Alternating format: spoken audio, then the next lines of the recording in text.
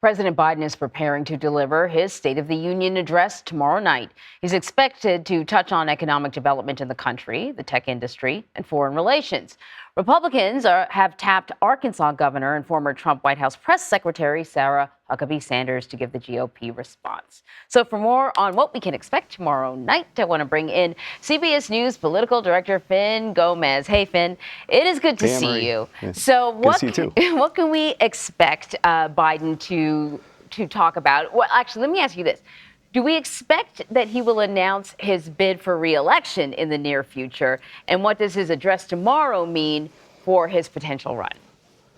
I think that's a great question because I think it means a lot, Anne-Marie. It's sort of a precursor to his plans for launching his reelection bid. And I think what we can expect to see tomorrow night is him to lay out this blueprint for what may be his campaign agenda for a 2024 reelection bid, including looking at his legislative achievements. But I was also speaking to some senior Democrats over the weekend at the DNC winter meetings who tell me that this whole Chinese balloon situation actually has a political impact as well, because it makes him look strong on national security. It makes him look like he is, and to contrast that with the House Republicans, especially. These are, again, senior Democratic officials that I spoke to over the weekend who say that that's how the president should maybe include in remarks tomorrow night, and also just to pinpoint that contrast between him and the House Republicans. So the other sort of big thing on the agenda, and I'm sure he's going to point it out, is the clash over the debt ceiling. As you already know, Republicans say, listen, we're not, we don't want to raise the debt ceiling unless we figure out a way to pay for it, which either means we cut spending or we raise taxes. Republicans are not into raise taxes, so it means cutting spending. The president says it's a non-negotiation. It's a non-negotiable. You got to raise the debt ceiling. Could there be a political backlash to Republicans during this standoff? I think so, Anne-Marie, because, I mean, given that the Republicans, the House Republicans did campaign on this during the 2022 midterm cycles, this is something that's a very strong point to their base politically. So to show them standing up against the president and the administration, that works well with their hardcore base. But at a certain point politically, it's delicate. It's about who controls the narrative. And if the House Republicans, after a certain point, are looking like they are the ones stalling, and as more Americans pay attention to the situation and understand what a default means, that political impact of going too far can turn the tables and have a wider electorate blaming the House Republicans for stalling. Let's move forward to 2024.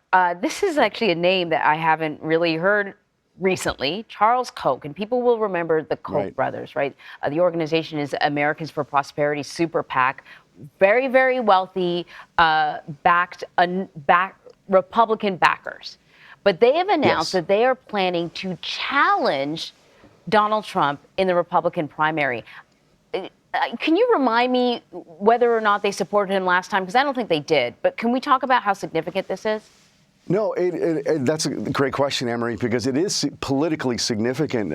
They did stay out of the last two Republican presidential cycles. And this group, the Americans for Prosperity, connected really the premier outlet of this very powerful and influential network that Mr. Koch has. But the thing is that these the political impact with them is that it could really have, by them jumping back into the primary, something they hadn't done before, and looking to lift up and boost an alternative to former President Trump. I mean, that's new, and they certainly have the financial resources to go along and to really prop someone up.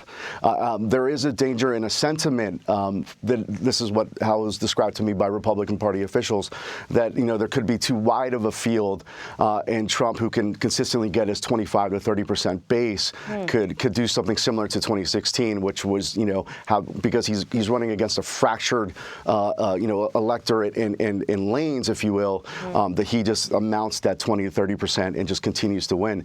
So with this group and also other conservative groups who have stayed out of the fight before, now that they're jumping back in and have the financial resources, it could be a political obstacle for Trump. So as he continues his candidacy. Yeah.